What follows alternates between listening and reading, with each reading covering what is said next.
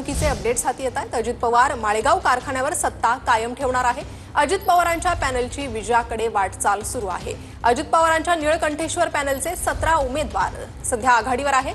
चंद्रराव तावरेंच्या सहकार बचाव पॅनलचे केवळ 4 उमेदवारच आघाडीवर आहे। आणि या संदर्भात अधिक अपडेट घेणार आहोत आमचे प्रतिनिधी योगेश बोरसे यांच्याकडून। योगेश, काय अधिक अपडेट येत आहेत निकालासंदर्भात? प्रणिता, काल सकाळी 9 वाजता मतमोजणीला सुरुवात झालेली आहे आणि संपूर्ण राज्याचं लक्ष या माळेगाव सहकारी साखर कारखान्याच्या या निकालाकडे होतं। काल जो पहिला निकाल आला तो अर्थात उपमुख्यमंत्री अजित पवारांचा, जे ब वर्ग गटातनं निवडून आलेले आहेत। मात्र त्यानंतर अद्यापही अधिकृतपणे निकाल हे पुढे आलेले नाहीयेत। मात्र आत्ता जी काही माहिती आहे त्यानुसार अजित पवार गटाचा जो काही पॅनल आहे अर्थात निळकंठेश्वर पॅनल, या पॅनलचे 17 उमेदवार सध्या आघाडीवरती आहेत आणि दुसरे त्यांच्या विरोधातला जो पॅनल आहे अर्थात चंद्रराव तावरे यांचा जो काही सहकार बचाव पॅनल आहे, या पॅनलचे 4 उमेदवार सध्या आघाडीवर असल्याची माहिती मिळते।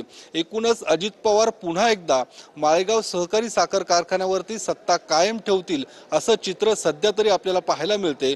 दुसरीकडे ही चुरशीची लढत पाहायला मिळते, कारण स्वतः चंद्रराव तावरे सध्या आघाडीवर असल्याचं पाहायला मिळते। काल ज्या पद्धतीने मतमोजणीला सुरुवात झाली होती त्यावेळी याच चंद्रराव तावरे यांच्या पॅनलचे जे काही रंजन तावरे होते ते देखील आघाडीवरती होते। मात्र सध्या जी माहिती मिळते त्यानुसार रंजन तावरे हे पिछाडीवरती आहेत। मात्र त्यांच्या पॅनलचे इतर जे 4 उमेदवार आहेत ते सध्या आघाडीवरती आहेत आणि मतमोजणीला सध्या विलंब होताना पाहायला मिळतो। काल सकाळी 9 वाजता सुरू झालेली मतमोजणी अद्याप देखील पूर्ण झालेली नाहीये।